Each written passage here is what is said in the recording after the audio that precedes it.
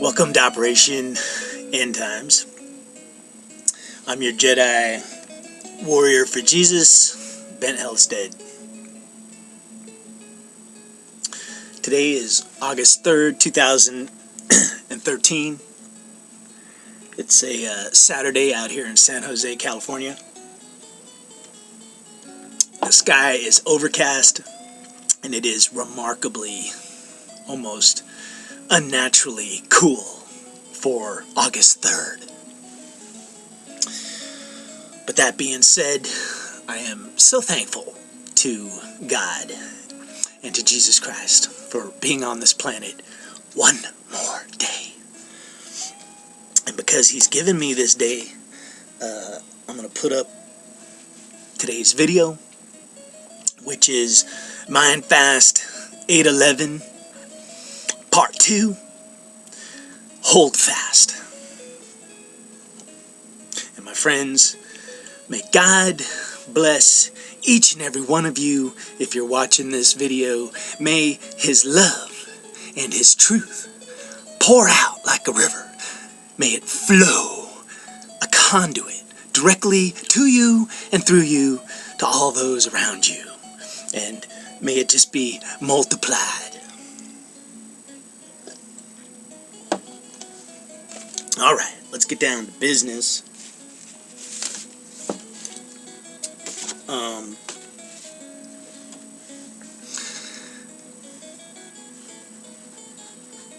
MINDFAST. Alright, the first thing we're going to talk about is like fasting or fast. You know, what is it? What does it mean?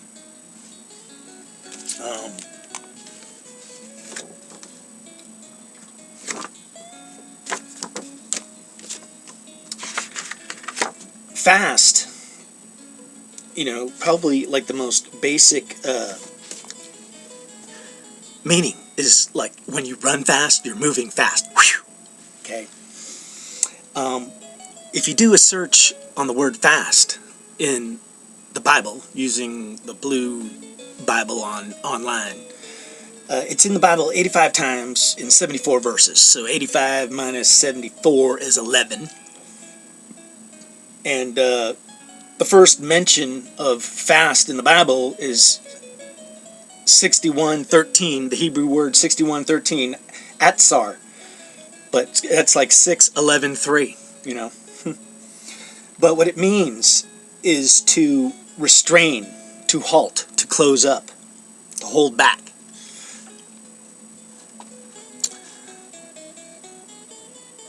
And the first time you hear the word fast is Genesis 20, verse 18. It says, "For the Lord had fast closed up all the wombs of the house of Abimelech because of Sarah, Abraham's wife." And you know what? We're going to dive into the deep end of the pool on this one, man. You know, head first. You know, hold fast, head first. Into the deep end, man, because there's so much craziness when you look at what's going on in Genesis 20:18 right there, you know. But that's the Hebrew word 61:13. It's 2013, my friends. But you know, most people, when you're talking about fast or fasting in the Bible, they pretty much are talking about not eating any food, you know. And I'm going to say right now, I don't really fast like that, even though for MINDFAST, I am contemplating not eating food, okay? But I'll tell you right up front, I don't fast that way of not eating food, you know. Not eating food, there's nothing wrong with doing that. You could possibly injure yourself if you starve yourself too much. But there's some truth to when you withhold food, like, which is a carnal thing, you then become spiritually closer and more connected with the higher plane of conscious thought, you know. So I'm not gonna, you know, talk down people who fast. And in the Bible, there are many occasions where it says call a fast, which is to not eat food. And usually I think it's associated with mourning, someone who's possibly dying. But there's also another line of thought, and Jesus threw it out there in the New Testament, that he actually pointed to the Pharisees and the Sadducees, the self-righteous, that were fasting, not eating food. And especially if you're making a public display of it and you're telling people like, I haven't eaten for 4 days, and you're making faces like, oh, look at me, then you're not doing it. Like, God doesn't care about that, And Jesus actually says, it's both in the Old Testament and the New Testament, it says, if you're actually going to fast and not eat food, do it in secret. And that's another thing we're going to talk about today, because MINDFAST is all about the darkness, the shadow, the secret place. And fasting should be done in the secret place. Speaking of secret places, a lot of people, a lot of brothers and sisters, have what they call prayer closets. And I understand that. I don't use a prayer closet, but I actually just like going out into nature or sitting down at the park by myself, alone. But it's kind of like your dark place, your place of solitude, solemnness, where you can once again connect and talk to God on a closer, higher plane. And that's part of mind fasting.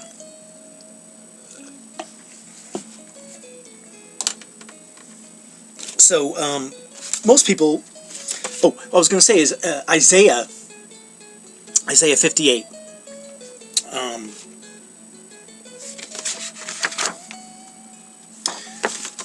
Starting with verse, we could start with verse 2, but it goes, yet they seek me daily and delight to know my ways. A nation that did righteousness and forsook not the ordinances of their God. But then you kind of skip down to verse 4, and it says, behold, ye fast for strife and debate. And I'm going to tell you, that's the fasting when you're doing it, whether it's not eating food or whatever it is you're fasting, but you're not doing it to advance your own spiritual walk and get further down the path. You're doing it to create stumbling blocks for others, especially when you're pointing to them saying, if you don't fast, then you have no idea of what it's like to talk to God or walk with God, because that's not true. Everybody's unique. We're all snowflakes. Some of us are just flakes. But our walks and our relationship and how we talk with God is kind of unique to each and every one of us. And yet there is similarities. But Isaiah 58 verse 4, behold, ye fast for strife and debate, and to smite with the fist of wickedness. Ye shall not fast as ye do this day, to make your voice to be heard on high. God's saying, you know what? Fasting doesn't make me hear you any clearer. Isaiah 58 verse 5. Is it such a fast that I have chosen? God's saying, is this the fast that I have chosen? A day for a man to afflict his soul, to bow down his head as a bulrush, and to spread sackcloth and ashes under him? Wilt thou call this a fast and an acceptable day to the Lord? And the answer is no. Isaiah 58 6. Is not this the fast that I have chosen? And God's saying, here's the fast that I want from you. To loose the bands of wickedness, to undo the heavy burdens, to let the oppressed go free, and that ye break every yoke. And my friends, that is MINDFAST, man, because the only way you can accomplish Isaiah 58 6 is if you prepare the way, if you make straight the path. And it's all about the mindfield, man. To loose the bands of wickedness. And you can't do that just with a snap of a finger or waving a magic wand. No, my friends. That is part of the path and the journey and the learning experience of walking with God and knowing God. I've talked about binding and loosing. It's working your mind, which is a field, getting rid of seeds of doubt, temptations, wickedness, and God's going to help you with it, man. But if you don't actually do it, it's part of your Jedi training. Then you got stuff in your mind deep down in the muckety-muck that you don't know about. But that's what MINDFAST is going to help you do, bring to the surface. Now, what I'll tell you is, you should be MINDFASting all the time. I do. But I'm calling MINDFAST 811 as a special time and place for us to focus on it specifically together. Those that are brave enough to join me, I do it all the time anyway, but I'm going to give it extra super energy and power on 8/11. So speaking of which, let's go to another Bible verse.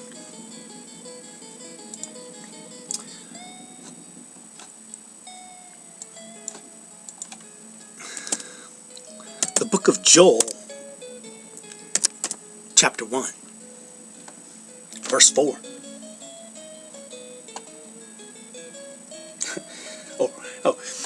I'm sorry. Chapter 1, verse 14. The prophet Joel says, "Sanctify ye a fast." And you know what? That's what I'm doing, my friends, is I'm calling a mind fast in the name of my Lord and Savior, Jesus Christ, who is the way, the life, the truth, and the perfect manifestation of God and love on earth, man. And I'm calling you to join me in the mind fast, you know, so that you can walk down the road right with me, man, like it's the saints go marching on. Okay? But Joel 1, verse 14, "Sanctify ye a fast, call a solemn assembly.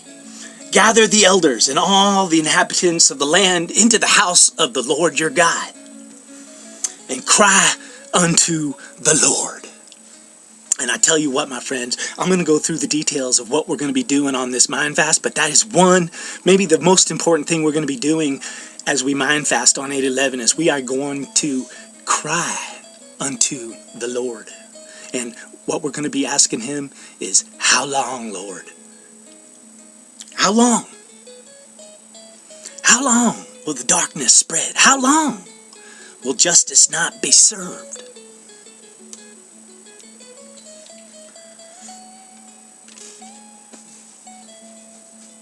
So, continuing our look, you know, that verse right there is kind of mind-blowing because it says, "Sanctify ye a fast, call a solemn assembly." And a solemn assembly is Hebrew word 61:16. Once again, 6:11:6. Do you see the pattern forming there, my friends? 11. But the word is at Sarah. Sarah was the wife of Abraham. So we're going to circle back to that. That was Genesis 20. Remember? We're just looking at that, talking about that. But the solemn assembly is at Sarah. And, you know, it kind of ties into, you know, some other words. These are Greek words, but the Greek word 991, blepo, means to discern or to see. And the Greek word G2927 is kryptos, to see the hidden, that which is hidden. Where's it hidden? It's hidden in the darkness, hidden in the shadows. And that's what mind fast is going to be all about, my friends. But at Sarah is the solemn assembly. And maybe you can be part of that assembly if you join mind fast on 8/11. So, anyway, most people kind of consider, you know, a fast is not eating food. But a fast can be fasting anything. And what I recommend to my brothers and sisters out there is I say, you know, it doesn't really matter what you fast. Food can be a thing you fast, because if you crave food, you know, if that's all you do is think about food, then maybe you need to fast from food. But it could be anything in your life.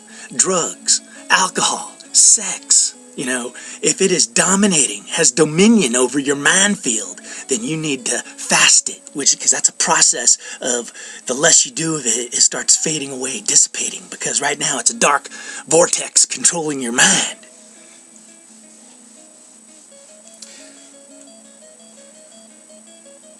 But there's other meanings of fast. Fast, swiftly, and moving swiftly and fast, like riding a horse. It means in the spirit, in the power. So, once again, there's both dark and light riders. But the light riders who have Christ riding them, because they're saddled. We're the horse, not the rider. You know, but we have power through Jesus Christ. the Christ head. Whereas the dark riders, they think they're riding, but they're actually being ridden by Satan. But their own ego and arrogance always puts them in the saddle, and they're using a false power, a dark light that's going to burn up and blow away. But there's all other kinds of fasting. There is standing fast, holding fast, keeping fast, cleaving fast, stick fast, binding fast. There's fast asleep. And you know, in the Bible, there's several people that when they go into the void, they fall into a deep sleep. Adam, Jacob, there were several others. But when you look at that word,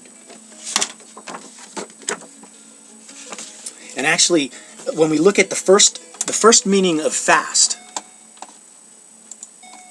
the first time you see the word fast in the Bible is Genesis 20:18, where it says, "For the Lord has fast closed up all the wombs of the house of Abimelech because of Sarah, Abraham's wife." And I told you this, that verse is going to blow you away in a second when I dive into the deep end of the pool here, right? But that's 6113, Hebrew word 6113, atzar, meaning to restrain, hold, close up, and in this case, it's closing up the wombs of the house of Abimelech. And I'm going to tell you why that happened. And I'm going to tell you, I don't think that's God doing that. I think that's Satan that's closing up the wombs of Abimelech. And I'll explain that at the end of Genesis 20.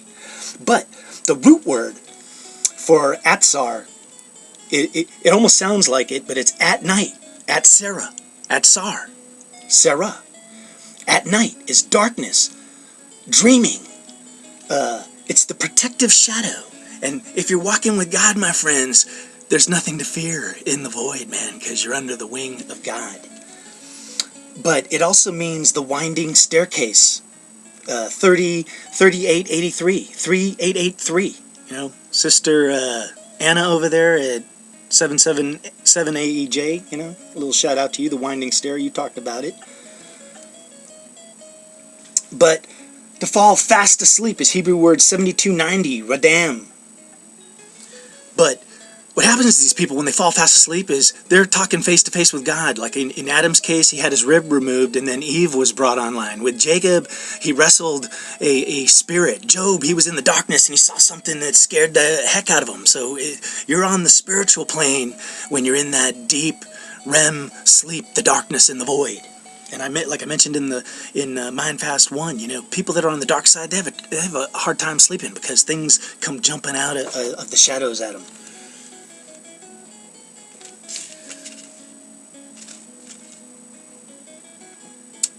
But here fast is to be a servant. And that could either be a female or a male, but a male servant is 5288.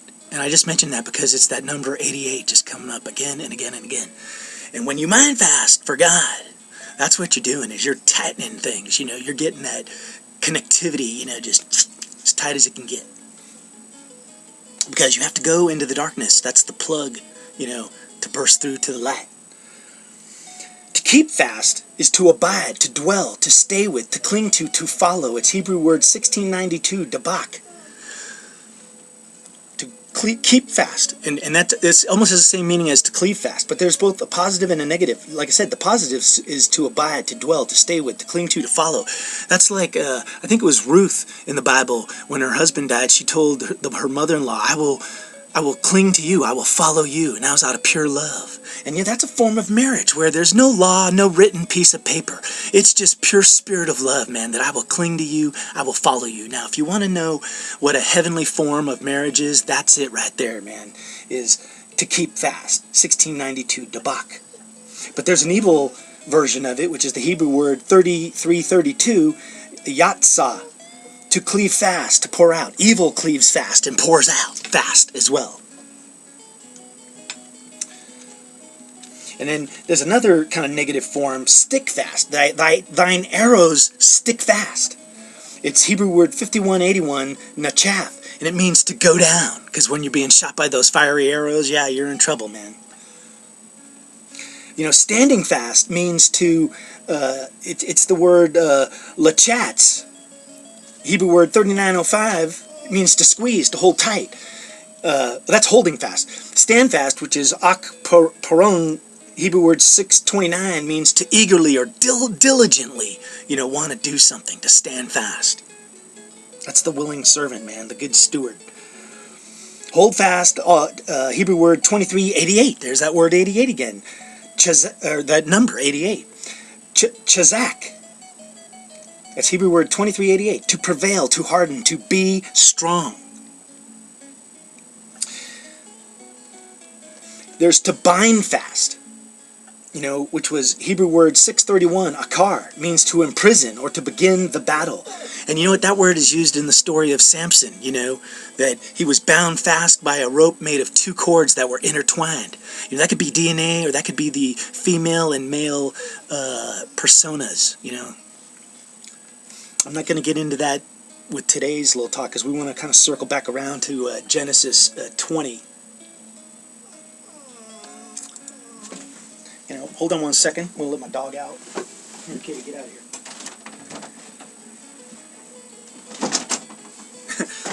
That's my dog, Katie. She was whining. She's like, I've had enough of this. I want to leave. I'm not really watching the clock on this because I'm just trying to get it all out there. But, man, check this out. Genesis 20, man.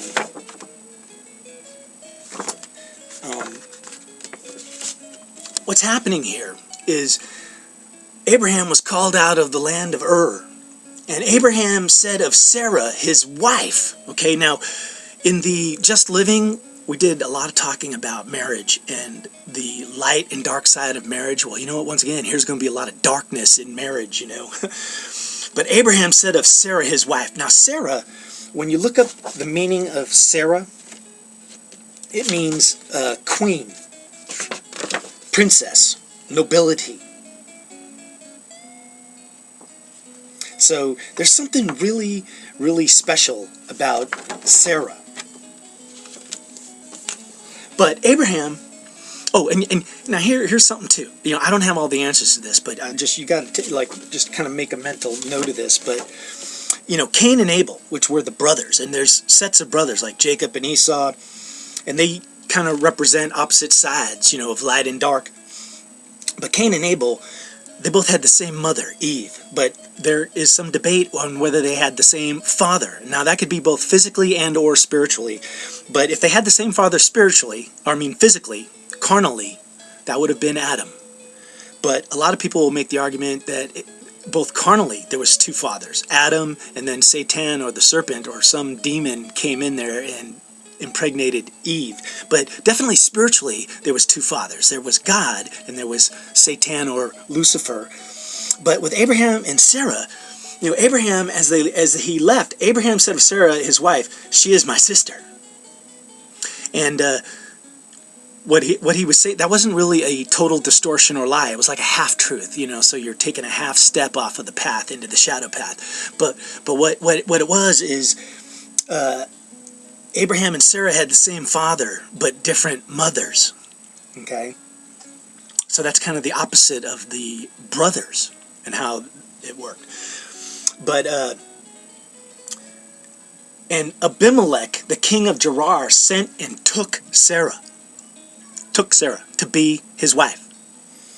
So, what's going on here is Abraham's kind of telling everybody a half-truth, and Abimelech, the king of Gerar, and Abimelech, we talked about marriage, the great sin that the fallen angels did, that when the sons of God saw the daughters of men, they came to earth and they took the daughters of men as wives. And you know what, they don't really give the details, but I would bet you money, not all the daughters they took were single or virgins. They could have been wives of other people, but the fallen became the kings, the lords, and the gods.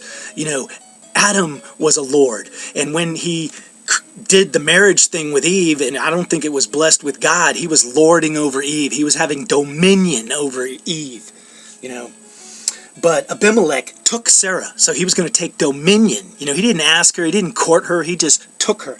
And that word for took is lakash, Hebrew word 3947. It's the same word that's used when they talk about the sons of God taking the daughters of men. And Abimelech means my father is a chief, is a prince, Melech or Moloch. And I'll tell you, my friends, that's a false god, also known as Baal. Baal actually means is a man's wife. Dominion over, to be lord over. He was the lord of the Canaanites. It means to be married. Baal. You know, once again, it's that dark side of marriage. And then check it out. God, this is Genesis 20 verse 3. God came to Abimelech in a dream by night. So he came in the darkness in a dream. And said to him, and I'm telling you, Abimelech to me, he was one of those fallen angels, man, or he was of the descendancy, because he was a king, a nobleman, and his father was Moloch, you know. So Moloch was a fallen angel. And he took a wife. But God came to Abimelech in a dream by night and said unto him, Behold, thou art but a dead man. You know, talk about scaring the crap out of you. For the woman which thou hast taken, for she is a man's wife. But see, Abimelech, he said, Abimelech had not come near her. He hadn't had sex with her. And he said, Lord, wilt thou also slay a righteous nation? Now I'm going to tell you, Abimelech, he may have been descendancy of the fallen, but I don't think he was actually pure evil. But you're going to see that he is evil. And here's one thing I got to throw out there. What is a mind-blowing thing that's going on here in this Genesis 20 is that a great example of human logic. You know, if you try and use your mind, your inferior human logic to try and figure out God, you're going to make serious mistakes, man. Because God's wisdom and knowledge is far beyond anything we could ever think or comprehend. So all you're doing is building a box around your own mind and sealing yourself into your own sepulchure, your own tomb, which we're all in. Unless Jesus has rolled the stone away and released you, you're in it right now, you know. But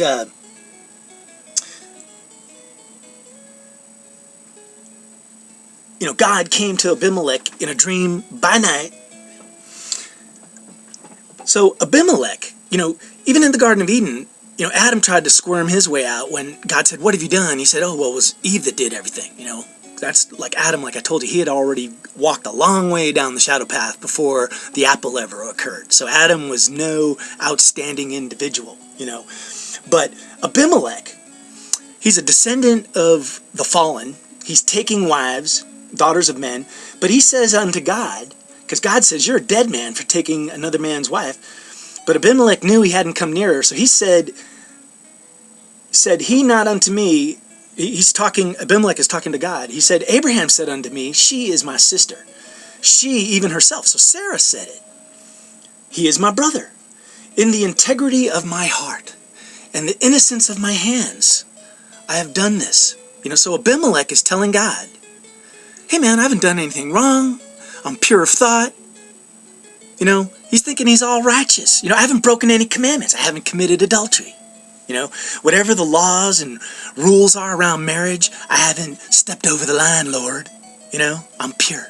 But you know what? See, that's where you let your own mind, the minute you're thinking you're pure, you're already walking down that shadow path of being a self-righteous hypocrite, you know, because if you have your mind prepared, you don't think that way. Not at all, you know. Only somebody that's measuring themselves against the law thinks, oh, I'm perfect, because they're saying I didn't break that law, I didn't break that law.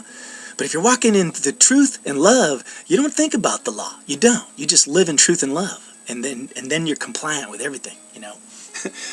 But here Abimelech is telling God, you know, that's what Job kind of told God, is he said, hey man, I'm righteous, you know. And that was what he was guilty of, is being self-righteous as well. But in Genesis 26, God said to him in a dream, yeah, I know that you did this with the integrity of your heart, but I also withheld thee. Like God said, I held you back. I'm the restrainer. Okay? I withheld thee from sinning against me. Therefore suffered I thee not to touch her. So God said, you didn't do it. It was nothing of your own doing, your own willpower, you know, your own handiwork. It was me. And now you're just showing your true colors, that you're self-righteous and you're just a shadow, you know. So, you know, God finishes up in verse 7. He tells Abimelech, he says, now therefore restore this man his wife, for he is a prophet. Abraham, and he shall pray for thee, and thou shalt live. And if thou restore her not, know thou that thou shalt surely die, thou and all that are thine. So Abimelech rose early in the morning and called his servants and told all these things to their ears. And the men were sore afraid, because they were all shadow people. They knew that God's hand was in play. It gets scary. If you ain't walking with God, if you ain't with him, you're against him. Abimelech was really kind of against God, but now he wanted to save his own hide, But I'm not going to go step for step through the rest of this, but Abraham, in Genesis 20:13, it's 2013, he's kind of he's trying to explain to Abimelech why he was calling Sarah his sister. And he goes, when it came to pass that God caused me to wander from my father's house, that I said unto her, this is thy kindness which thou shalt show unto me at every place whither we shall come. Say of me, he is my brother. And what I'll tell you, what Abraham was telling Abimelech is he said, hey, when I came to your land, he goes, I said, surely the fear of God is not here. And what he was afraid of is that if people knew that Sarah was his wife, they would just kill him and take his wife, because that was how things worked back there. You just took a wife. Marriage was this dark thing, Dark. There was a dark lord presiding over it, Baal. So anyway, just that one verse is that Abraham said that when he left to go wander, when God said, come out of the land of Ur, but it says, this is thy kindness which thou shalt show unto me. Every place whither we shall come, say of me, he is my brother. And I'll tell you what, Sarah, who was a queen, that's part of this end time scenario, is if you're walking with the Christ head, some people call us the elect, the saints. I don't even get into none of that. I just take the lowest seat at the table, but it's Sarah's, brides, princesses, walking in humility and being kind, showing love and kindness, And that's not out of marriage, because they were saying they weren't married. So the kindness that Sarah was showing Abraham was based on just pure love. That's that spiritual form of being married. It has nothing to do with a piece of paper or a ceremony, They were denying the marriage, And Abimelech said unto Sarah, he said, behold, I have given thy brother 1,000 pieces of silver. Behold, he is to thee a covering of the eyes, and unto all that are with thee, and all others. Thus she was reproved. Sarah was restored to her full stature. And Abraham prayed unto God, and God healed Abimelech and his wife and his maidservants, and they were able to bear children. Because it says, for the Lord had fast closed up all the wombs. So, see, Abraham prayed to God. God healed Abimelech, but the Lord had closed up the wombs. Who was that Lord? That Lord was Satan, Baal, Lord of the marriage. He has the power to close up wombs, to make women barren. God could do it too. God's all powerful. There's no power. Any power that Satan or any dark force has is only power that God has allowed them to have. And God has all power. But my friends, it's just kind of mind-blowing, because it all kind of ties into the marriage thing. And here's the other thing,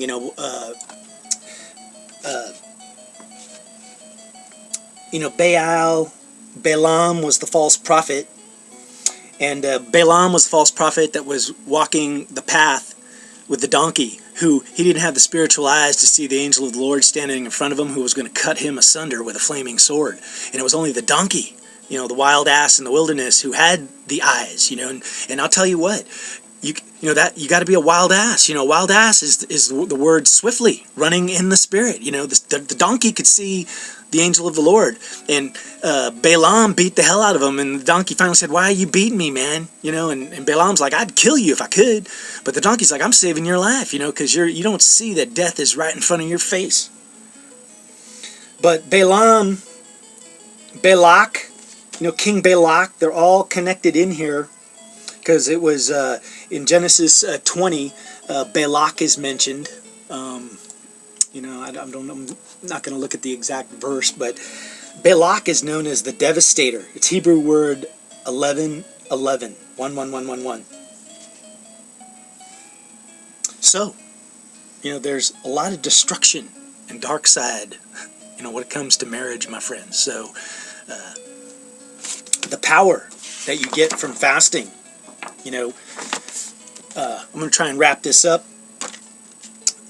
But the Greek word 2902, kreatio, the power to create, to have power. Revelations 3:11. I'll read it for you. This is super powerful, man. Revelations 3:11. It says, "Behold," this is Jesus talking, "I come quickly.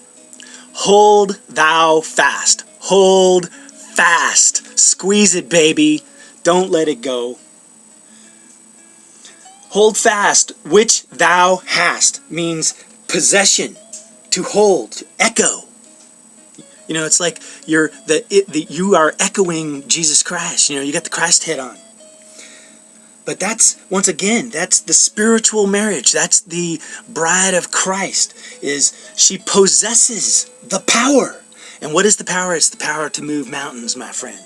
Revelations 3, "Behold, I come quickly." Hold that fast. And that fast means power, to have power. Psalms 33, verse 9. Psalms 33, verse 9. "For he spoke," God, "and it was done. He commanded, and it stood fast." It was put in place. It was made forever, enduring. That's the power of God, my friends. And that's why God's your foundation, and you can stand fast in him, because he'll be your rock, and you can hold fast to all that he has given you. And what it is power, man. And the way you tap into it is going into the void. So,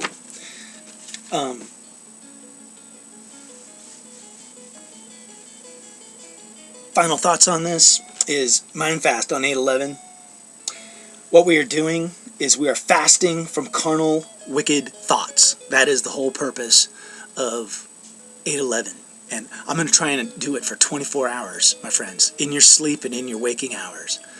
But I just think anybody that joins me, that's brave enough to join me in this, it's a multiplier, man. 1 mind, 2 minds, 3 minds, 4 minds. And all of a sudden we got this electric grid of light and power just lighting up and blowing out the darkness, man.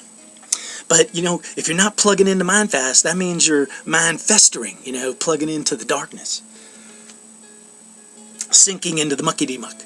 Becoming stick fast, mud stuck, stuck fast, But the MINDFAST, no physical talking, no thinking, and that's carnal thinking of wicked thoughts. So what can you do? You can cry out to God. How long? You can go into a prayer mode, but I would say try not to be talking to God that much, try and let him talk to you a little bit and see what you can see in the darkness. Keep your eyes closed, But if you are talking to God, praising God, giving thanks to God, telling God that whatever comes into your path on 8:11, that you're not going to do any thinking about it, saying, "Oh, I know what's going on." Everything that comes into your path on 8:11 on MINDFAST, you're going to go to God in prayer, and you're for direction and discernment. You're going to say, "God, what does it mean? Which way should I go?" And the other thing is you can be asking God to bring forth any shadows or darkness, any evilness, anything that is not of God, that is in your mind field.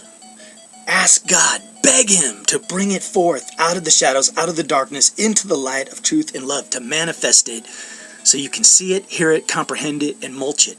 And that is Moses with the serpents intertwined on the pole, that if you're being bitten by the snakes, that darkness in you, those seeds of doubt, the evil, dark spirits, even your own sinful nature, put it up on the pole, confront it, understand it, and I guarantee you God will show you a path, will shine the light to get you through and to and over and around, and any which way he'll carry you up and lift you right over and through it to get you to the beach on the other side, the promised land.